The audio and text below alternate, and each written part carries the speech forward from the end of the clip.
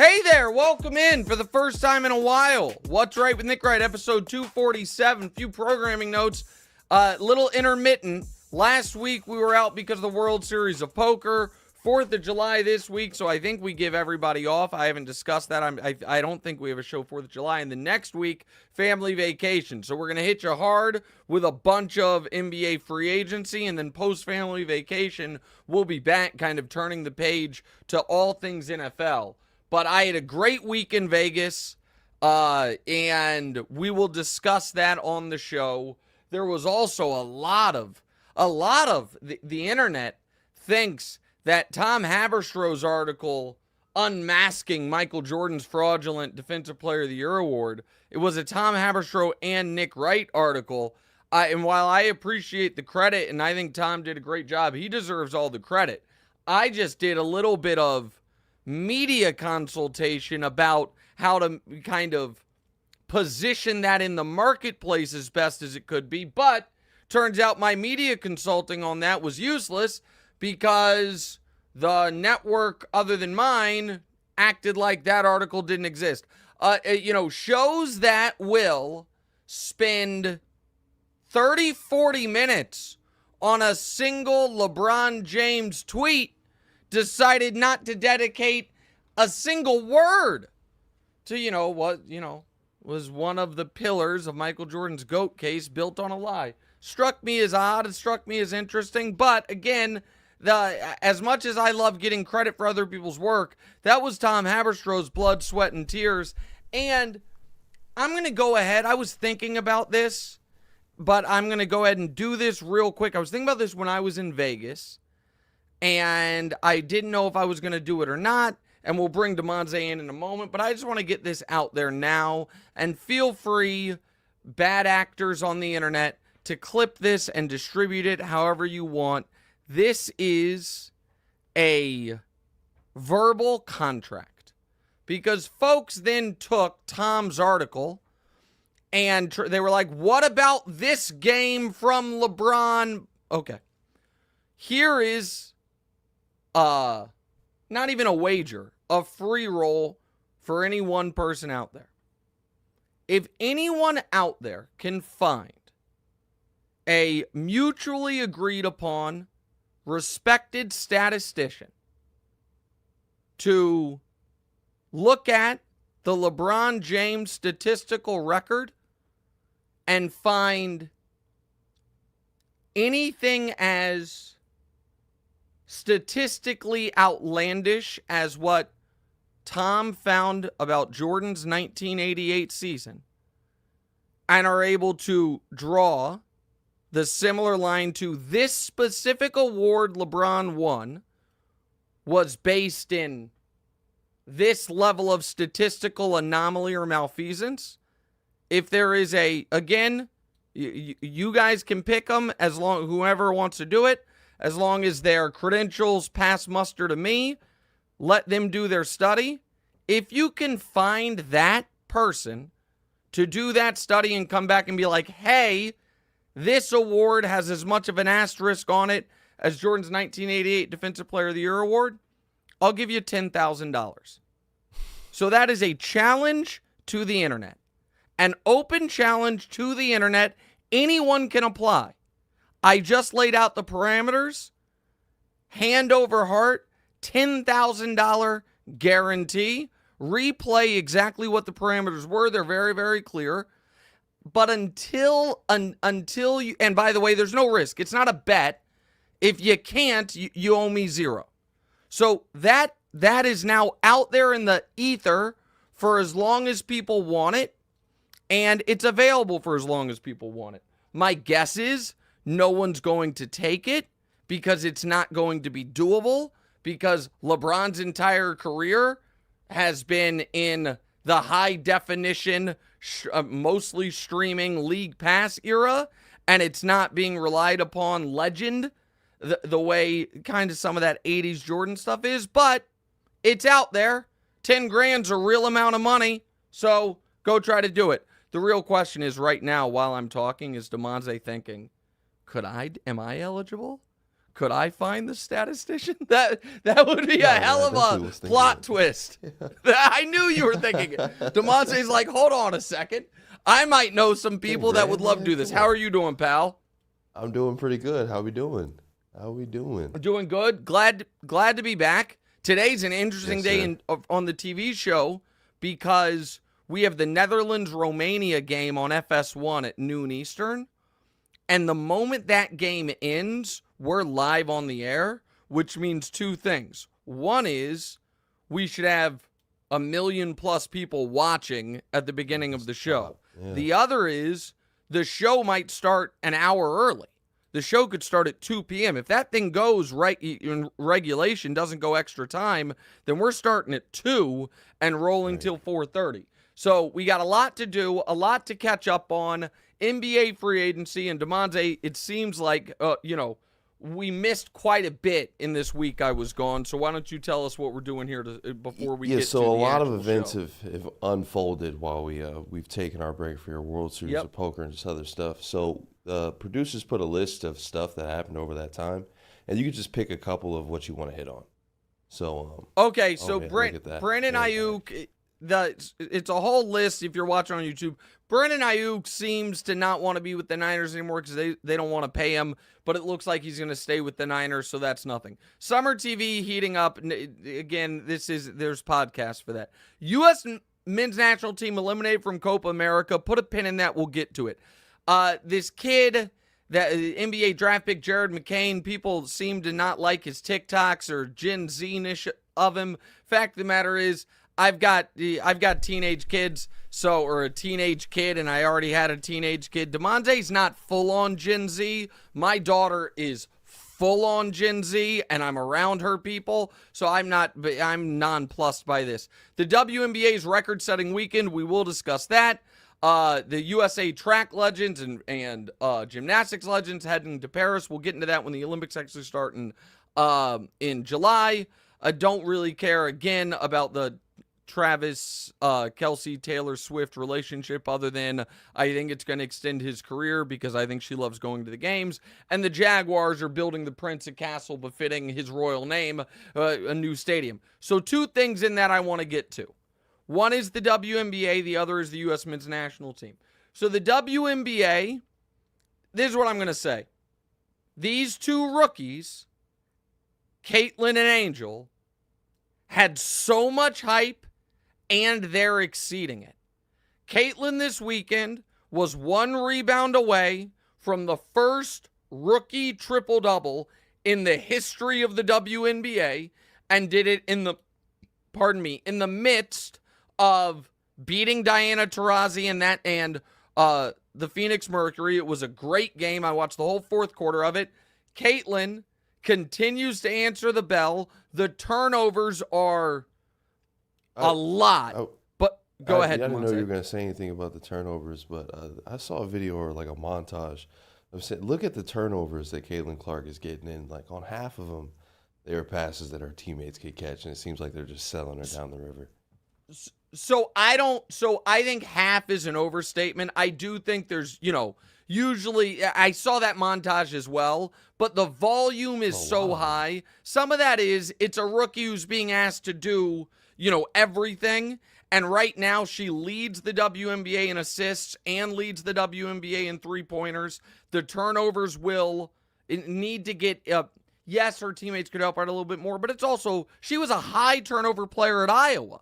And at some point, the job is know what passes your teammates can catch. But I'm not trying to knock her. My point is that's the only real but about the resume.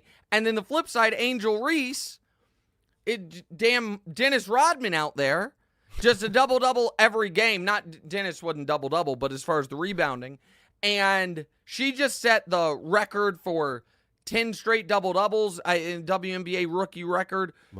Those two rookies whose teams are neck and neck in the standings for the final playoff spot, whose individually are neck and neck in the Rookie of the Year standings, it has been spectacular to watch, and it's great for the league.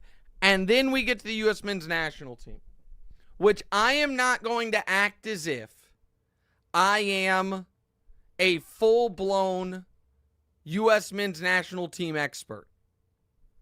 But I know a team that is underachieving and needs a change when I see one. And the performance in Copa America by the U.S. men's national team, Greg Berhalter on down, is the type of performance that in a serious organization would cost the manager his job. And for Berhalter to now be, if you, against top 15 opponents, if you remove Mexico, 0 wins, 5 losses, 5 draws, to be hosting Copa America and not get out of the group stage, and to have that performance last night, yeah, the officiating was terrible. I don't care.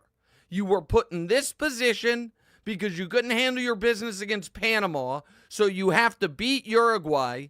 You have seemingly no real scoring chances until it's too late at the end. And then, this might not be popular, don't care. Pulisic, buddy, you doing the hold of the ref, oh, go celebrate with Uruguay. Give me a break, man.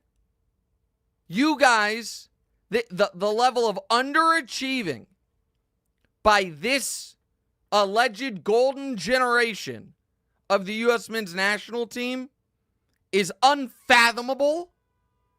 And the World Cup is here on our soil in 2 years. And they look as far away from contending for anything as at any point in my lifetime. I don't know if you can fix it in 2 years, but I know that at a minimum, you must make a managerial change, and then holistically, U.S. soccer needs to decide, hey, guys, our country produces the best athletes in the world. We have 350 million people. Are we going to actually try to figure out why we can't get our arms around 20 awesome American soccer players when, by the way, the money for these guys is there? It's not like, oh, well, the best athletes don't want to play it because you make more money as an elite soccer player than you do anything other than NBA. And you might be like, oh, well, no, you actually make more than the NBA. Well, no, Messi and Ronaldo do. But the NBA guys still make absurd money. But you make more as an elite soccer player than you do an NFL player, than you do a baseball player for the vast majority of these guys. And to not be able to develop the pipeline of talent is a long-term issue. Not getting embarrassed in the World Cup in 2 years after being embarrassed in Copa last night and this past week is a short-term issue. I don't see how they don't fire the manager. All right, Damonza, let's get to the actual show.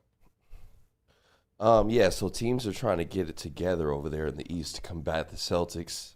You got the 76ers. Yep. They just signed Paul George, the big fish of free agency, and they re-signed Maxey.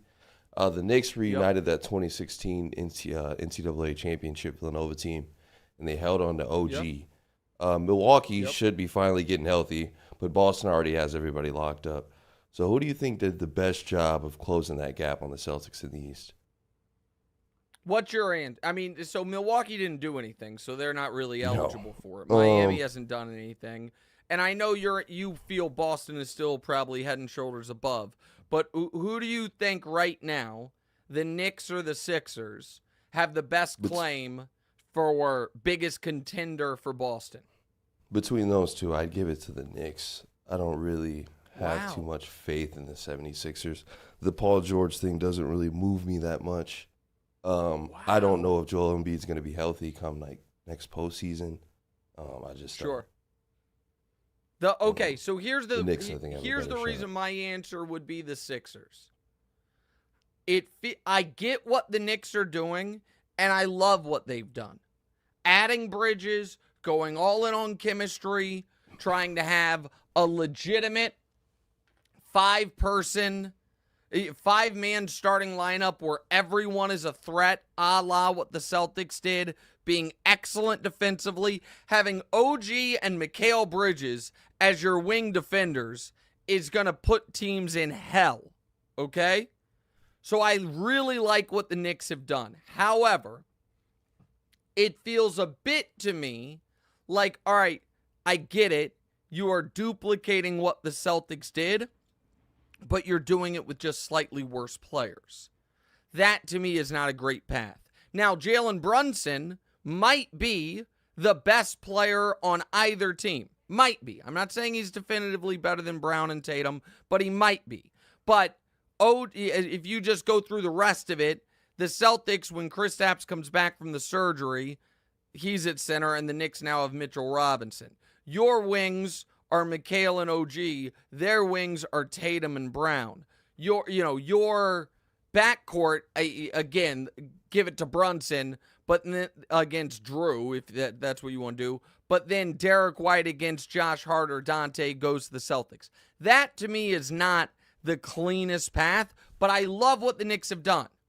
The Sixers, on the other hand, are going more traditional in the, kind of modern NBA, which is 3 stars and, importantly, 3 stars who have very distinct roles. Athletic, point guard, do-it-all wing, dominant big. It's not 3 stars where there's a ton of redundancy to it. It's a point guard, a wing, and a big. And Daryl will be able to fill out the rest of the roster. So my answer would be Philly. But my answer, yes, of course, if Embiid's hurt again, then it all goes by the wayside. The hope is twofold, Damonza. One is, with Paul George there, when Embiid suffers his inevitable regular season ding, you can give him more time to recover and the team doesn't fall off a cliff because you have Maxey and Paul George. That's first point. Second point is this, and this is where I want your take on it. Maxey averaged 30 a game in the playoffs this year. I think in order for the Sixers to reach their full postseason potential, Maxey's got to be the postseason closer. I think that Maxey has to be the guy. The ball is in his hands. He's out there making the decisions. Because Paul George is going to float and knock down threes, play good defense. Embiid is going to have some monster nights, but then also some nights where he looks a little shaken. Maxey is not scared. So I think for the Sixers, it's actually about Maxey getting to that level we saw him scratching the surface of in the postseason. That's why I liked him this year. Your thoughts on that before I say one other Embiid thing? Yeah, I'd say that's fair. I don't want to say like the torch is Maxey's because it's obviously got to share the ball, but I do trust the ball in Maxey's hand at the end of games the most. Yep. That's true. I'm gonna add one other thing about Embiid. Embiid shouldn't be playing in the Olympics. Right now the plan is he's going to. I think that is foolish. I think if there's anybody who needs less wear and tear and more recovery time, it's Embiid. And if I were the Sixers, I would just be holding my breath the entire Olympic run if Embiid is in fact playing. All right, what are some follow-ups? Do you see any other teams in the East climbing up to that top tier? Right now, I mean, listen, I don't think we can discount the Bucks. I think the Bucks have to be included in that tier because of Giannis. And Doc Rivers, this kind of got under, I don't want to say it went under the radar because he said it on Bill Simmons' podcast, and Bill's got the biggest sports podcast in the world, but it didn't get a ton of pickup. Doc said, and by the way, I don't think Doc should have said this. Thought it was kind of shitty, but Doc said that when he got to Milwaukee, Dame told him that he was the most out of shape he had ever been coming into a year because Dame was afraid to get injured while working out waiting for the trade. Okay, so I don't think that was very nice to Dame to share publicly. With that said, that is oddly the reason for optimism for the Bucks, which is because Dame didn't look like the same player. The hope is, oh, Dame was just out of shape, and Dame never was, and that there is a bit of a Dame revenge season component, plus Giannis trying to remind everyone who he is, and in fairness to Giannis, back-to-back postseasons when Giannis hasn't been healthy. So to me, they're on that top tier as well. But no, Miami's not doing anything. Cleveland, they just re-signed Donovan Mitchell. By the way, I kind of have a feeling on how that's going to go. Donovan got his money from Cleveland, 3-year, $150 million extension. It's like, oh, okay, he's not going to demand a trade. Well, maybe in a year. That's the new NBA free agency is get your contract extension and then demand a trade in a year anyway. I could see that happening. And the Magic, while I do like the addition of KCP, the Magic are not, to me, of that caliber at the moment. All right, last follow-up here before we get to Klay Thompson. Do you think that Paul George made a mistake going from one injured co-star to another? Well, I just don't think he had a lot of options. I get Kawhi's never healthy, and now you have Embiid to deal with. But as far as teams, cap space contending teams that could give him the max, it was just Philly. And so it's a risk, but it's a risk that, to me, if I were him, I think they're in better shape than the Clippers for sure, so it made sense. All right, next. All right, so Klay Thompson's heading over to Dallas to play with your large Slovenian son. The Warriors, so Klay Thompson even got a deal from the Lakers that he turned down, which is pretty surprising. What does that say the most about the Mavericks, the Warriors, or the Lakers? All right, so we'll talk more about the Lakers in a moment. It is being reported the Lakers offered Klay 4 for $80. That's impossible. They literally did not have the capability to offer him that. Now, maybe they were like, oh, we'll be able to make these moves, we'll do these things, but they were not in a position where they were able to slide across a contract to Klay Thompson saying, sign, and it's ready for it, even though LeBron was willing to take a pay cut. The Lakers' total inability to land their guy, it's historic. And all of us, and folks are like, oh, the state taxes. All right, a couple things. First of all, NBA players pay tax per game. So this idea of, oh, these Texas teams have such a massive edge. Well, for half of their games, yeah, which is a real amount of money, I understand. But when you play a game in California, you're paying taxes, California taxes. When you play a game in Dallas, you're paying Texas taxes. I get that part of it. But the other part of that media narrative that's so maddening is Texas didn't just change their state tax law. It's been like that. And the Mavericks have been striking out on free agents for a decade. The Lakers front office targeted Danny Hurley, couldn't get the job done. The Lakers front office, targeted Klay Thompson, whose dad is a franchise legend and works for the team, and he loves being on the water, and he's from Southern California, and LeBron recruited him, and they couldn't get it done. It's almost like the Lakers front office doesn't have a godforsaken clue what they're doing. Now, for the Mavs side of it, I like this a lot.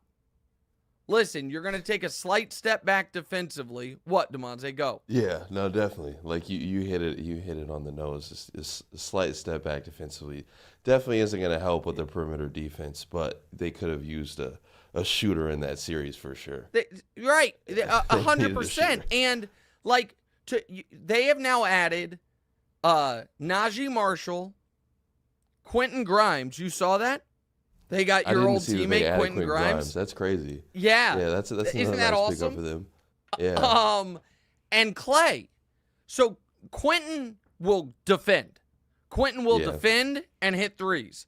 Klay is just gonna hit spot up threes all day, And Luka is going to spoon feed him those spot up threes. So I do think they take a slight step back defensively, no doubt about it. But to lose Derrick Jones Jr. and Tim Hardaway, and to add Najee Marshall, Quentin Grimes, who, again, I'm partial to because he and Damonza were teammates for Basketball University in Houston. And that team Damonza was on in Houston had 8 guys go D1. Quentin was the youngest by 2 years. And do you think it was fair to say he was the best then? He's the best when one. he was 15 and the rest of you guys were 17? He was the best. Yeah. And so again, I'm partial to it because I've watched him since he was a kid, watched him play with Damonza, and he's such a nice kid. So I'm really like he's in a good basketball spot for him. And so I like this for Klay a lot. I also find, and now we'll get to the Warriors piece of it, Damonza, 3 for 50 is not a lot. It's not. And, I mean, Malik Monk just got 4 for 78 from the Kings. So this tells, the fact that the Warriors and Klay, it'd be one thing if a team gave him, 4 for 120.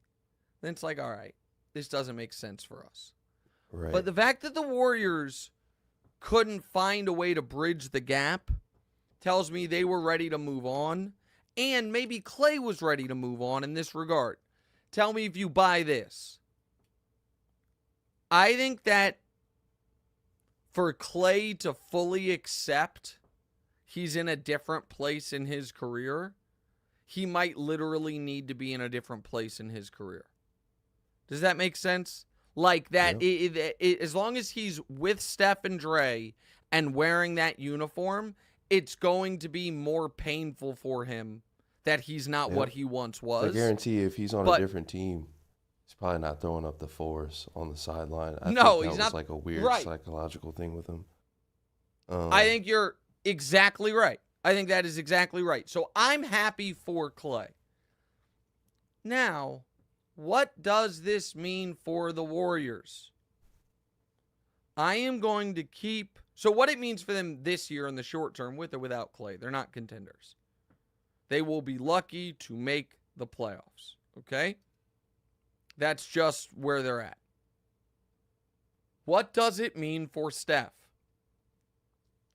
And what does it mean for Steph's ability to contend with what's left of the end of his prime and be a lifelong warrior? Because I think those two things are now contradictory.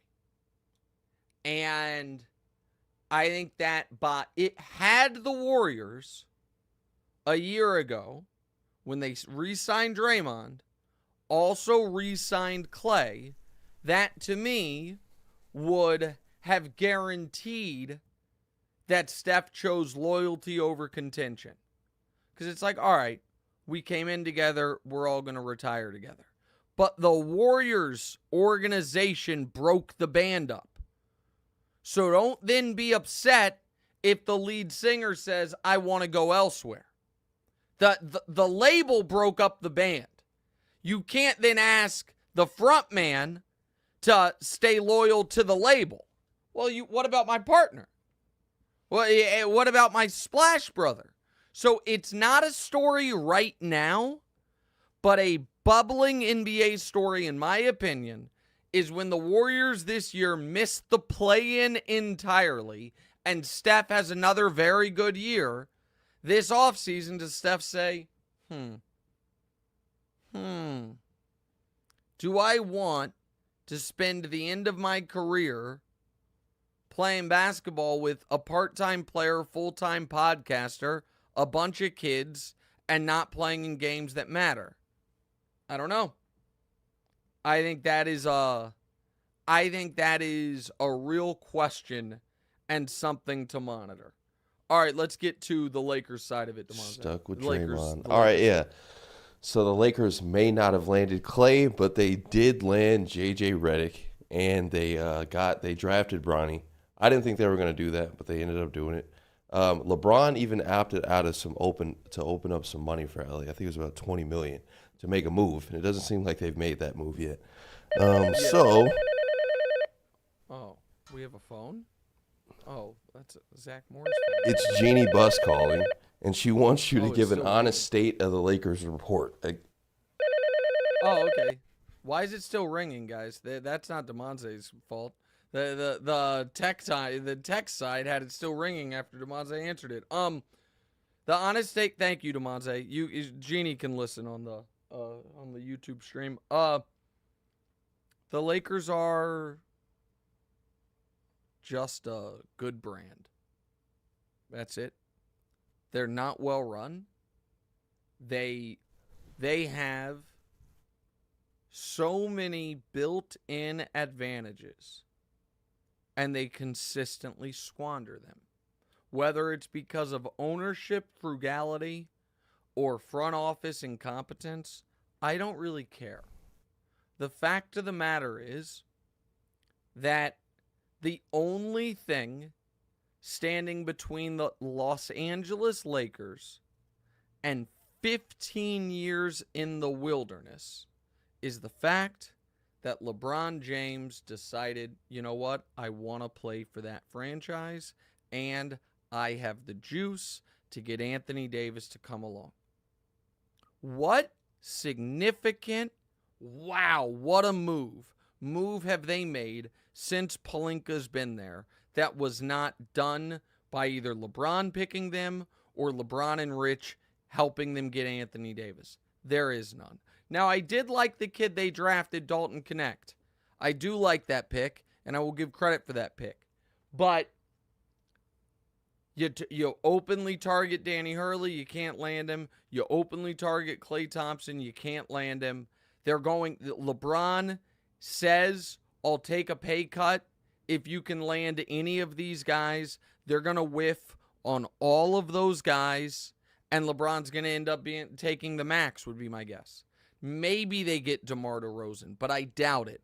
Also, there's not a lot of basketball consistency to, we want to add spot-up three-point shooter Klay Thompson. Oh, we missed him. Let's add pull-up two-point shooter DeMar DeRozan. They are very drastically different players. Luckily, I'm sure J.J. Redick has a plan for all of this. So I find the whole thing to be an embarrassing way to run a franchise. I've talked about this plenty, and I wish LeBron would leave, but he's not going to. All right, let's talk Celtics before we move on. Yeah, so fresh off the title, my Celtics are looking to sell the team. I got to play for those players somehow. First the Mavericks, and now this. With the expansion on the horizon and owners being paid money for doing nothing, why would they be backing out and trying to sell the team at this point? So I think listen, Chris Mannix tweeted that he thinks there's a lot of concern amongst NBA ownership about the future of RSN deals, the regional sports network money. I also think if you're the Celtics, the Clippers go for $2 billion. Then Jordan sells the Hornets for $3 billion, allegedly, as he got short squeezed in GameStop and needed the cash. But God knows Michael Jordan never make a bad, multi-billion-dollar bet. And then what team just sold for $4 billion? The Suns just sold for $4 billion. So what are the Celtics worth? $6 billion? So I understand it. The other piece of it that I find fascinating is this, Damonza. The Nuggets won the title, and then because of all the punitive luxury tax stuff, started losing guys. Jeff Green gone, okay, you'll deal with it. Bruce Brown gone, oh, that hurts, but we should be okay. Actually, no, you weren't. And then KCP out the door. The Celtics win the title, re-sign everyone, but then are going to leave the bill with somebody else. The ownership's like, no, we're not going to lose everybody. But we're actually not going to have to pay this check either. Someone else is. The refusal to pay, not refusal, but the hesitancy to pay the luxury tax in the new NBA and the second apron stuff is going to make keeping some of these teams long-term together so incredibly expensive. Bobby Marks wrote that not this coming year, but the year after this, the Celtics are slated to have a $225 million payroll with an additional $225 million tax bill. So $450 million to field a roster, which the previous record was $380 by the Warriors a few years ago. Yeah, so I think that I do find it fascinating, though. Cuban selling, now the Celtics selling. The guy who was owned the Timberwolves was trying to sell, then trying to back out of it. So it is the Hornets were sold for like $3 billion. The Commanders sold for $6 billion. So could you see the Celtics or an NBA team going higher than an NFL team? Well, I think, listen, if the Suns are worth $4, what are the Celtics worth? I mean, I feel like I'm just basing it on that. Like the new TV deal, like the Lakers, Knicks, Warriors, Celtics. Those are your 4 most valuable franchises. If the Suns are worth $4 billion, is there a team worth 50% more than Phoenix? I think. Now, some of this has to do like, do you own your own arena and stuff that admittedly I don't fully understand. But the Celtics are without a doubt one of the 4 most valuable brands in the league, and that was before they just won this title. Also, by the way, don't forget. Oh, go ahead, Damonza. No, I mean, so with all the money stuff with Boston, Tatum is now the highest paid NBA player. Do you think that he'll get a boost in his stats or whatever, or want to play harder like Jaylen Brown did when he got his highest paid player? So I think it'll be less about the money and more about that he now has the monkey off his back of being a champion. And now it went the other way for Anthony Davis. A lot of people thought that would happen with AD, and the best AD's ever played was on that title run, and he hasn't really recaptured that. For Tatum, it's like, I think maybe it's the best of both worlds, which is he has the monkey off his back of being a champion, but he also, at the same time, has something to prove because he wasn't finals MVP. All right, reminder for the live audience, you can ask your questions in the chat. I spent last week playing poker. We'll discuss that and play a game of Wright-Ins. That's all next. What's right?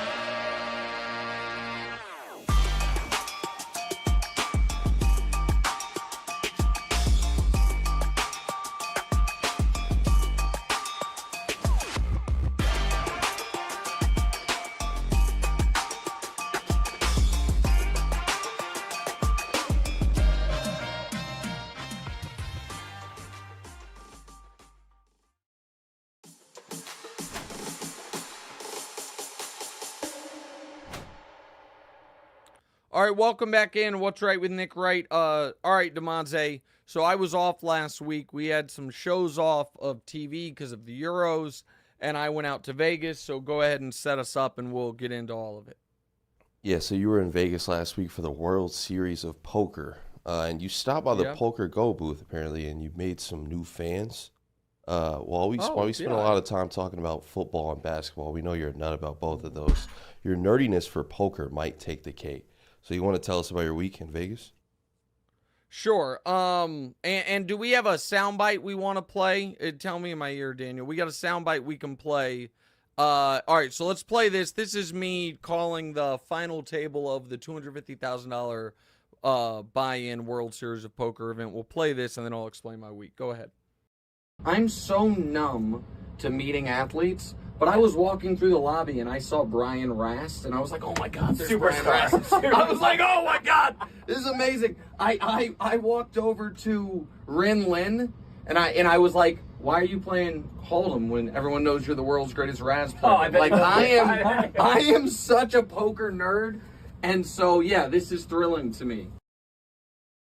So all right, so here's the deal. The actual tournaments, I didn't play well. Well, that's not fair to myself. I played very poorly in one. I played in 3 tournaments. I didn't cash any of them. I played very poorly in one of them. One of them, it was just the old classic poker flip, ace king versus queens for heaps of chips, and I was on the wrong side of it.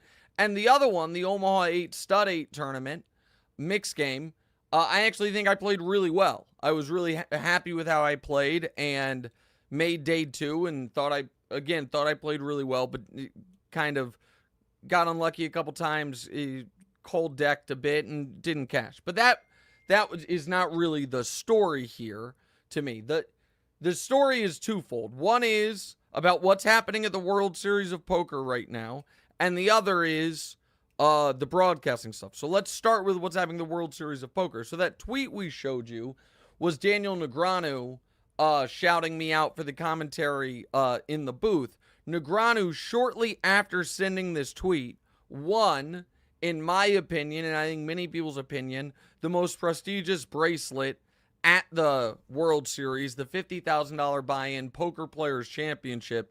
And it's called that because it's 9 separate variants of poker that you play in a rotation. The setup is to minimize luck as much as possible.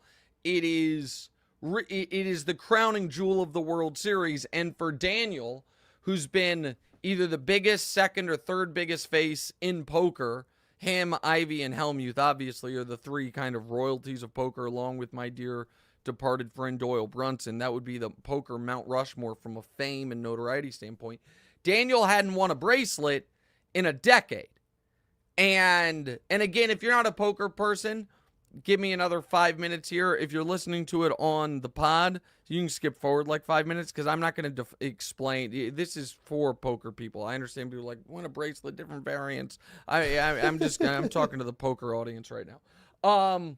So for Daniel to win and get that monkey off his back was exceptional. Absolutely exceptional. And it goes in line with what has been arguably the greatest World Series of Poker up to this point ever. So in no particular order, Scott Seaver, who has a legitimate claim as not just a legitimate claim, he definitively is one of the best all-around players in the world. Some would argue he is the best all-around player in the world. Scott Seaver said before this year's World Series of Poker, I'm calling my shot. I'm doing bracelet bets on the side. I'm basically going to go run this tournament. He just became the first person in nearly 20 years to win not 1, not 2, but 3 bracelets in one World Series of Poker. And I was up till 1 in the morning a couple nights ago watching his deuce to 7 single draw final table. And even for poker folks, now we're getting really in the weeds. But he made 2 of the most brilliant plays one can possibly make in that game to win this tournament. He removed any luck one can remove from the event and just made great play after great play to win his 3rd bracelet. So that is happening. Phil Ivey playing a full series seemingly for the first time in forever, is back. Bubbled the final table of the 250K that I was supposed to call, or that I did call, but I was supposed to call, his performance there. But he had already won a different bracelet. My good friend Nick Schulman, who I do think is the best all-around player in the world, he won a bracelet. Chris Hoonigan won the 100K and then came in third in the 250K. This has been just a historic World Series. Oh, Jeremy Osmus has, I think, final tabled 6 events. He has a 7th, a 5th, a 5th, a 4th, a 3rd, a 2nd. And Seaver's probably run away with the player of the year because of his 3rd bracelet, but we'll see if someone else can run him down. And so it has just been and I'm leaving people out, I'm sure, an all-time World Series of poker. The only downside, now I will tell an embarrassing anecdote. So the cool thing for me is these guys know me because so many of them bet sports and are into sports. So like Scott Seaver, I'll reveal this, I guess. Scott Seaver DM'd me. I DM'd him congratulations about his 3rd bracelet. He DM'd me like, hey, I saw you at the 08 table and I didn't want to bother you. And I was like, oh man, I wrote him back. I was like, man, I saw you at the other 08 table. I didn't want to bother you. So it's really cool to me that these guys who are the best in the world, that I'm able to have like a relationship with them. And Ivy is kind of in this world by himself. He's almost a mythical figure in that everyone acknowledges he's the greatest to ever do it. He took some time away. He's back now, and he still just carries himself with this historic presence. And when I was doing some research, getting ready for the 250K, when it looked like he was going to be on the final table, I realized, I'm like, oh my God, Phil Ivey follows me on Twitter. I'm like, so Phil Ivey, Damonza, knows me. And this is as thrilling as it gets. I'm like, oh my God, he follows me on Twitter. Like, we're going to, like, he knows me. So if I get to see him, like, it's not going to be like, oh, I'm like some fan. Like, we're going to have some commonality. 2 days later, I'm walking into the tournament area, and walking right next to me is Phil. And I'm like, oh, this is perfect. So I turn to him like, hey, Phil, how's it going? Stick my hand out. Man, when I tell you he stone did not know me for anyone, I would be underselling it. And I was so thrown off and tilted by it, Damonza, that I started spitting my resume at him. I was like, oh, Phil, I broadcast the 250K last night. No, we're supposed to be friends. It was so embarrassing. And was there anybody else I was around? like, so, or was it just like you and him? There was one other guy walking with him that I couldn't tell if that guy was like security or another player. It doesn't matter. But someone else saw it, and it was mortifying. So, but everything else went great. Now, I will say one other thing. The Poker Hall of Fame, as of right now, inducts one person a year, one player a year, and you're not eligible until you're 40. A year from now, they have a problem on their hands, which is that arguably, in their prime right now, you could make the argument the 2 best all-around poker players in the world right now are Nick Schulman and Scott Seaver. I mentioned them both as far as what they've done in this World Series. They both won bracelets. Scott's won 3. Nick keeps crushing. They both turn 40 this year, and they both are first-time eligible next year. It would be shameful for either one of them to have to wait.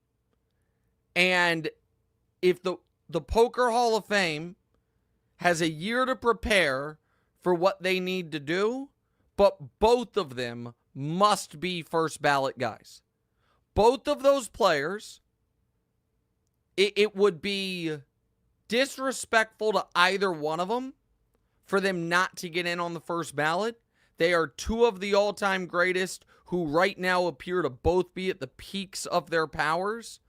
Nick has the added bonus of he is the best poker broadcaster in the world. Scott has the added bonus of he's in the midst of maybe the greatest World Series run, maybe of all time, certainly of the last 15 years. They both must be first ballot a year from now, and the Poker Hall of Fame is a year to figure it out. All right, Damonza, you can ask me a follow-up, and then we'll move on to Wright-Ins. Where is poker commentator on your list of dream jobs? Oh, I don't. This is gonna make you laugh. I don't look at it as a dream job. It's just gonna be a job that I have. I'm going to do that. It won't be my full-time job, but I'm going to do it. Like that's a non-negotiable thing for me. There are certain things like I would like to be the third guy in an NFL booth, like the way they have the referee expert come in, the fourth down analytics expert. That's like a fuzzy dream, dreams might be too strong, but I don't know if I'll be able to land that plane. Poker commentator, I can do. I've done it. I've had a lot of, how do I put this properly? I've had opportunities to do it more consistently. I will continue. My problem right now is it's hard to get to and from Vegas, New York to Vegas. You know what I mean? And you want to be on the ground there to do it. But I'm going to find a way to have that be a bigger part of what I do because I love it so much. I get so much enjoyment out of it. And there is a part of my brain that is just activated in thinking about poker and games and the strategy of it, that it's like an itch that has to be scratched. So that's why I like playing, because of the competition of it. But I also like watching the best in the world play to think about what they were thinking about and why moves are made. And so, so I'm going to do it, and I'll do it more. And shout out to Brent Hanks and Jeff Platt for giving me the platform to share with them for the 250K, which was just a remarkable final table to watch, and the whole thing was great. All right, let's play the game. Let's play Wright-Ins. So the Spurs made some noise, and they finally got Wemby, a point guard. He's a little outside of his prime, and Chris Paul. They also drafted Stephon Castle at number 4. The reports are that they are interested in Lauri Markkanen. But are they ready to compete? The Spurs ceiling is now... be a 500 team this year. Now, if they get Markkanen, maybe a touch higher. I like Markkanen a ton. But their ceiling is be a 500 team, compete for the playoffs in year 3. I didn't love the Chris Paul to the Spurs thing. I didn't totally understand. Brew then mentioned kind of being a mentor to Castle, which made a lot of sense. But be a 500 team. All right, next. Donovan Mitchell agreed to an extension with the Cavs for 3 years, $150 million. However, that doesn't mean he can't ask out in a year, like you just said. Donovan Mitchell will be in Cleveland for blank more years. I think one more year. Listen, Cavs fans might be mad at me. I don't want that to happen. I understand if they're frustrated. It's like, man, he just re-signed, and you guys are already you're already talking about when he could leave. But to me, it just felt like grab the money and worry about the rest later. So I think one more year is probably what makes the most sense. All right, next. The Thunder have been busy this offseason. First, they traded for Alex Caruso, and now they've signed Isaiah Hartenstein to shore up their biggest weakness. The Thunder's title chances are now blank %. Oh, well, gosh, I don't know. What are they, 1-5? 20%? Like, the Thunder are in real good shape, man. I think Hartenstein fills a real need for them. Shea's excellent. They have a smart coach. well-built roster. They also still have all those draft picks in store, so they can make a trade at the deadline more easily than most teams. So I think the Thunder, if you were to come to me and be like the Thunder are the favorites in the West, I got to at least listen to it. Dallas, obviously right there. Denver, I think the KCP loss is significant. Minnesota can't be forgotten. I'm just listing the top 4 teams. I know that's kind of silly. But OKC is positioned incredibly well. All right, next. Yeah. It wasn't the most stacked NBA draft ever, but that doesn't mean the excitement was lacking. Your favorite pick in the NBA draft this year was? Well, the excitement actually was lacking. I did really listen. I think I said it on this show a couple months ago how much I like Dalton Knecht. For him to fall to 17 to the Lakers, that is a really good pick. I give the front office credit where it's due. They had something fall into their lap and they were smart enough to pick it up. But so I guess that. But I'm interested to see Castle with Wemby over the years, and I think Reed Shepherd's really good. But I don't know much about the foreign guys. I'm just not going to lie to you about the number 1 pick and Sar. I wasn't scouring that film. Next. There's no time for a full soccer corner today, but catch us up on the Euros and Copa America and make your predictions. The Euros and Copa America champions will be... Oh, listen. Spain's got a brutal quarterfinal match against Germany, but I like Spain in that spot. And so I'm going to go with Spain. I think they've been the best team thus far this tournament. So I'll go with Spain in the Euros. And in Copa, I'm just going to go with chalk, and I'll just go with Argentina. You guys know I tend to always root for Brazil, but I think it's going to be Argentina. And I know that there right now is a 4th of July and Joey Chestnut question. However, I just don't, I'm not feeling the last 24 hours or so quite as patriotic as I normally do on the 4th of July. So we're going to skip that one. Quick break, right back. What's right?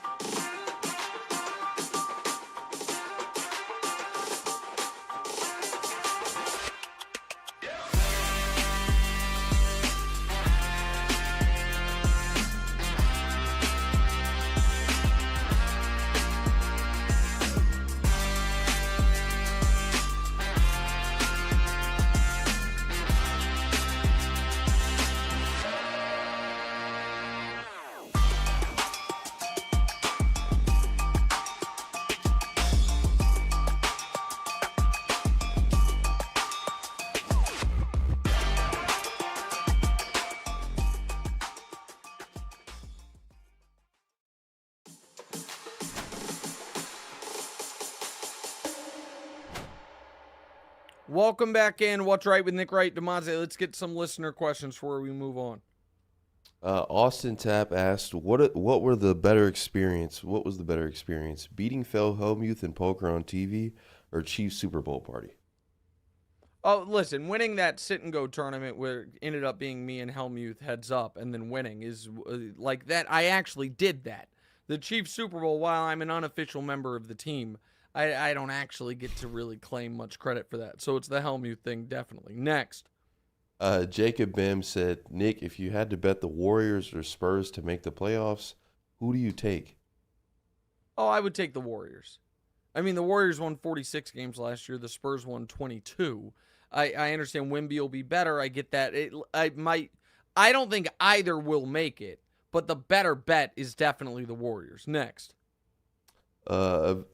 Avidas Bodakian asked, "Nick, where do you think Wemby will rank by the end of the season?" 12, 13? Somewhere like that. All NBA level, but not MVP level, like not yet, but He was way, way better offensively last year than I thought he would be as a rookie. The defense, I think everybody saw coming. Offensively, he was more refined. So I think 12th, 13th is a legitimate landing spot for him. Next. Tyler asked, Nick, who is your Wimbledon pick? Oh, that's a great. So what are I'm going to look at the odds real quick just to. Oh, my God, I have a major announcement. Oh, I forgot to tell you guys this. Hold on. Producers, do you guys know what I'm about to tell you here? Have I? Yeah, okay, so I did share it in the group chat. All right. In a couple weeks, I am going to be auditioning to be an official U.S. Open ball boy. That's happening. This is my buddy Mark Carmen, who this is his lifelong dream, is flying in from Chicago to also audition. They're going to put me through all the drills, all of it. I'm going to be wearing the whole outfit. I'm a little old, I will admit, but I think I can get it. Out there. That's the concern. I'll be honest. The concern is, that we're going to be the father-son popped Achilles duo. I'm not going to lie. That's the concern. So I might be a ball boy at the U.S. Open. I'm going to be wearing the full polo regalia out there crushing. I was just checking to see if there were any crazy odds, but for Wimbledon real quick. But Sinner is the slight favorite, which is interesting. He's 2-1. Alcaraz plus 210. Joker plus 320. Nobody else better than 15-1. I told you guys, I'm going to pick Alcaraz to win every major for probably the next 5 years. And I'll be right more often than I'm wrong. I'm just going to pick Alcaraz every time he's healthy, and I'll be right more often than I'm wrong. Quickly back to your ball boy antics. Will you be doing any training between now and then to get into shape, or are you just gonna wing it? No, I'm a natural athlete. For short bursts, and so I'm not worried about that. I'm just gonna wing it. I mean, I'll watch Wimbledon and maybe try to pick up on some tendencies of the ball boys. But no, I'm not going to train. All right, Damonza, Okay. Let's go to Curtis Matthews' question as the last question. Curtis Matthews said, question for Damonza, will you be picking up the NCAA football game in July? I'll probably get it. But you've never played the NCAA football game, right? I've been alive for long enough. I played NCAA football game like a long time ago. When was the last time they came out? It was like 2000, you're right. 2000. Yeah, I played a decade ago, maybe. No, but my point was, I wasn't taking a shot. My point was, like, as an adult, the game hasn't existed. No. So, I have not pplayed it recently at all. It's been like years and years, but I've played it. But it was when I was your age, man. Like you and me, like 7 buddies would have an online dynasty, all trying to recruit the same kids, scheduled games. Like it was the NCAA thing is the question for Damonza, question for Nick. Yes, I'll be playing it. And I might try to set up a invite-only sports media league with publicly posted results where everybody picks a school, we're all recruiting the kids, and then we play a full season. I've already talked with Kevin Clark about the potential viability of setting this up. So, that's not locked in. Throw me in there. It'd be better. Yeah, sports media, of course. But you can't listen. The problem with these leagues is people. It's like, hey, our game is scheduled Tuesday at 8 p.m. You better be there. You can't have everybody waiting. But I'm gonna try to set that up. All right. Great show. I got to get to work because we got potentially an early show, maybe a 2:00 start for First Things First. And I'll see you guys there. What's right? Hey, thanks for watching. If you're still here, do me a favor. Hit the subscribe button, then hit the bell so you can be notified when we have new episodes. After you've done that, one more favor, go to your favorite audio platform of choice and subscribe there as well. Don't forget, we're live every Tuesday and Thursday, 10:30 a.m. Eastern-ish. 10:35, 10:40, it sometimes changes, but that's why you hit the bell. You hit the bell so you're notified. You subscribe so we can get to 200,000 followers. We're right around 150,000. We'd love to get to 200,000, get Damonza another plaque. So like, subscribe, rate, send a rating too. Do all that cool stuff. Thanks, guys.